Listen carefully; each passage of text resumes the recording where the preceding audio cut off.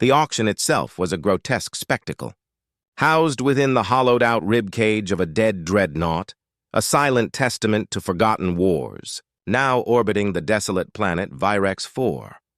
The air was thick, heavy with the metallic tang of fear and copper, and the bidding lights flickered erratically like the predatory eyes of unseen beasts. Among the cargo, barely daring to breathe, stood Kaylee. Her silver skin shimmered faintly, a stark contrast to her trembling form. A cruel collar, wired to detonate if she dared stray more than 3 paces, was a constant, chilling presence. Her catalog listing was concise, dehumanizing. Personal grade, mild telepath, housebroken. The starting bid? A paltry 200 credits, less than the cost of a decent meal on most civilized worlds. The auctioneer, an oily-skinned alien, clearly expected a quick, unremarkable sale. Then, a human named Rowan Matua, seemingly out of nowhere, lifted a hand. 10,000 for the lot, and make sure freedom papers are included. The silence that detonated in the chamber was deafening, a palpable shockwave. 10,000 credits could buy a small corvette, a respectable starship. Rowan, it quickly became clear, wanted receipts, not slaves. Kaylee's very first taste of freedom felt less like liberation and more like standing at the edge of an atmosphere. Breathtaking, terrifying, and utterly boundless. Post-sale processing, usually a drab formality, happened in a sterile chrome corridor, ominously lined with automated turrets. Rowan, however, ignored them completely. He knelt before Kaylee, a simple, almost intimate gesture, and produced a small multi-tool. With a casual flick, he popped her collar open as effortlessly as one might open a can. The sudden absence of the cold metal was a shock, a physical void where oppression had been. "Name?" he asked, his voice softer now, less bored. She managed, her voice a reedy whisper. "Kekali, sir." He offered a gentle, reassuring smile. "Hi, Kaylee. I'm Rowan. And just so we're absolutely clear, you're not a number anymore. Let's get that straight, okay?" She braced herself, waiting for the inevitable catch, the hidden cost, the cruel twist. But there wasn't one. He meticulously signed manumission forms, thumb-printed each page with a quiet solemnity, then handed her the stylus. "Your signature. After that, you can walk anywhere you want, anywhere at all." She stared at the page, the words blurring through unshed tears. "Anywhere?" she finally whispered, the concept almost too vast to grasp. "The universe is big," he replied, his gaze warm. "Pick a direction." Freedom, for someone who has only ever known chains, often feels less like soaring and more like falling, a terrifying plunge into the unknown. Kaylee's knees buckled, threatening to give out completely. Rowan, ever watchful, caught her, offered a cup of cool water, then gently guided her towards the docks. With every hesitant step, she expected someone, anyone, to shout, "Back in line!" But no shout came. Instead, this remarkable human led her onto a battered, yet somehow comforting, freighter named Second Breakfast. Inside, the air was a strange but pleasant mix of rich coffee, engine oil, and something unexpectedly floral. "Guest quarters are a bit cramped," he warned, a hint of apology in his tone. "But the door locks from your side. Take 10 minutes, cry, shower, scream, whatever you need to do to reset your brain. Then we can talk options." Kaylee, overwhelmed, didn't hesitate. She locked the door, sank to the deck, and sobbed so hard her very ribs creaked, releasing years of suppressed terror and pain. 10 minutes bled into 30.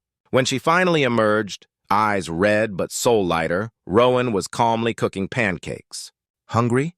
he asked, without even turning, as if this were the most normal thing in the galaxy. Pancakes weren't freedom, not exactly, but they were certainly a delicious warm start. Over those unexpected pancakes, Rowan explained his rather peculiar line of work, salvaging pre-war artifacts for museums, a trade that was, he admitted with a wry grin, technically legal, mostly. He needed a translator, someone who could sense the subtle nuances in alien thought, and telepaths, as it happened, excelled at that. "The job pays a fair wage," he clarified, 30-hour week, union benefits. If you decline, no hard feelings, truly. If you accept, you're an employee, not a servant. Got it? Kaylee blinked, trying to process the foreign concepts of union and benefits. You'd arm a freed slave with your passwords? She asked, incredulous. I'd arm a free woman with choices, Kaylee, he corrected gently. The rest is up to her. She accepted, still half expecting some hidden clause, some predatory fine print to surface. None ever did. Her first paycheck arrived precisely on time. She stared at the numbers, a tangible proof of her worth, then quietly opened a savings account, her very first act of true ownership since childhood. Weeks blurred into months, each one deepening the unexpected bond between them. Callie, with growing amusement, learned the intricate art of human sarcasm. Rowan, in turn, found himself fluent in a colorful array of Virexian curses. They traded playlists, an eclectic exchange of cultures. He introduced her to the raw emotion of rock ballads, while she, much to his amused exasperation, infected him with crystalline chimes that invariably made every dog within a parsec howl mournfully. Their friendship grew like moss, slow, soft, yet incredibly stubborn. Then, one ominous dawn, proximity klaxons screamed, shattering the peaceful routine. A slaver frigate, sleek and menacing, hailed them. Return stolen merchandise. This is your last chance. Rowan's grin was immediate but utterly devoid of humor. That merchandise has a name and a legal contract. Try again. The slaver, clearly not used to such defiance, fired a warning shot, a searing beam that scorched the void near their hull. Kaylee's pulse spiked, a wave of telepathic terror flooding the bridge. Rowan, his face grim, flicked open a panel labeled with a certain dark humor, "In case of tyranny." Beneath it waited a bright red button, one she'd never seen him even acknowledge before. Ever wonder why humans are banned on 30 worlds, Kaylee? He asked, his finger hovering, poised. Well, I think it's time for a little demonstration. The red button, as it turned out, armed the cargo rack. Inside, rows of antique mining charges, essentially nukes but shaped for excavation, were primed and ready. Rowan launched one. Space, for a blinding moment, blossomed into an impossible white fire. The slaver's portside wing simply evaporated into glittering debris. That, he broadcast, his voice chillingly calm over the comms, was a warning. The next shot cores your bridge. The slaver, its engines sputtering in sudden panicked retreat, didn't need to be told twice. They fled, leaving a trail of humiliation and fear. Kaylee stared at Rowan, her silver eyes wide. You're insane, she breathed, utterly awestruck. Nah, he said, wiping a bead of sweat from his brow, a faint tremor in his hand. Just allergic to bullies. In that electrifying moment, she finally understood the whispered stories, the legends that made tyrants check their locks. Humans weren't necessarily the strongest species, nor the most technologically advanced. They were simply the ones who had somehow weaponized empathy, turning their fierce protectiveness into an unstoppable, terrifying force. The aftermath found them in the galley, the adrenaline crashing hard, leaving a hollow ache. Kaylee's hand shook too violently to hold a coffee mug steady. Rowan, understanding without a word, wrapped her trembling fingers around a warm mug anyway, his touch a grounding presence. You know, he said softly, his gaze steady, you could leave. Catch a liner at the next port. I'd even write you glowing references. Help you start fresh anywhere you choose. She met his gaze, a question forming in her mind, a test of his sincerity. Would you chase me? She asked. Only to say goodbye, he replied, the honesty in his voice undeniable. Something deep within her chest, an iron band she'd worn since birth, a constant pressure of fear and expectation, finally loosened. Then I stay, she decided, the words feeling both heavy and light. For now. She didn't need to mention the quiet warmth spreading from his fingertips. How it felt like the first sunrise after a long, dark night on every world that had ever hurt her. Rowan's version of courtship was spectacularly, wonderfully mundane. He fixed the air filter because he'd noticed her delicate gills reacted poorly to dust. He painstakingly learned the precise Virexian tea-steeping times. He always asked before entering a room, respecting her space and her newfound autonomy. These small, consistent acts of consent and consideration accumulated, slowly but surely, into a language neither of them had a name for, yet spoke fluently. One quiet evening, with the freighter's engine idling softly, he produced 2 chilled beers. Hypothetical, he mused, a playful glint in his eyes. If a telepath dates a norm, who reads whom first? She laughed, a sound like delicate wind chimes, a sound he'd come to cherish. Hypothetical answer, she countered, leaning in. They meet halfway. She kissed him then, soft and experimental, a tentative exploration. He tasted of salt and stardust, of long journeys and quiet strength. No collar shocked her. No owner yelled. The only chains left were the ones she gladly, willingly wrapped around her own brave, foolish, and utterly free heart. Freedom, it turns out, isn't a quiet affair. It ripples, sending shockwaves far and wide. Word spread through the galactic underworld like wildfire. A human, a single human, had not only erased entire holding pens, but had also publicly defied slavers.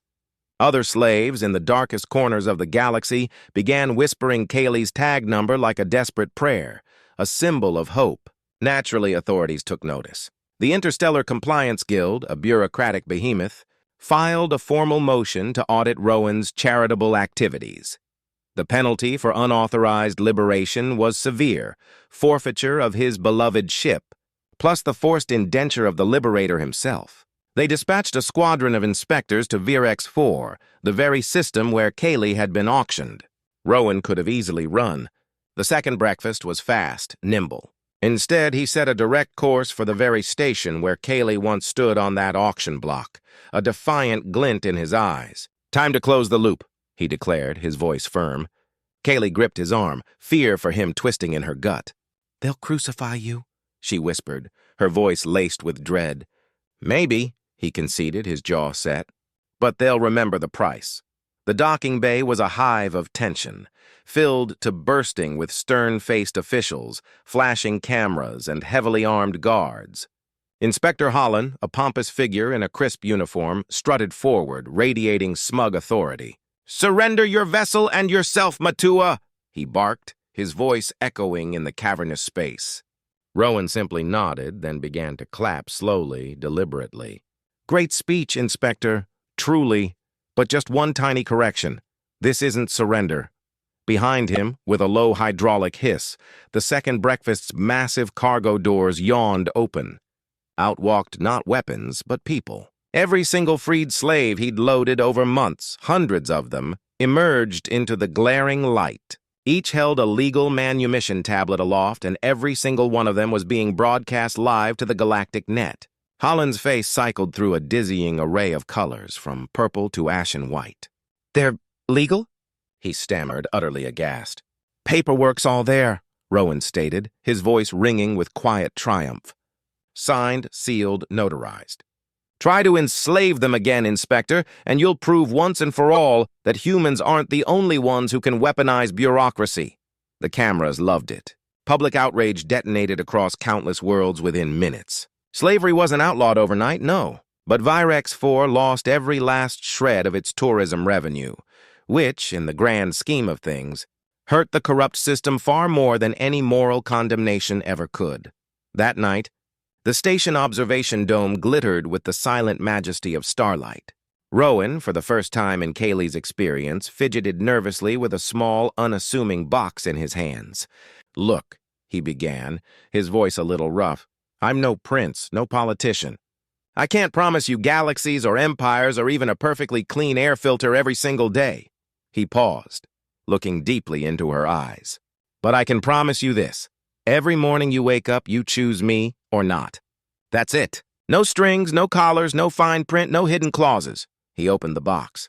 Inside lay a simple silver band, exquisitely etched with her original tag number, 7 to 93 red, but struck through by a single bold diagonal line, the universal symbol for nullified status.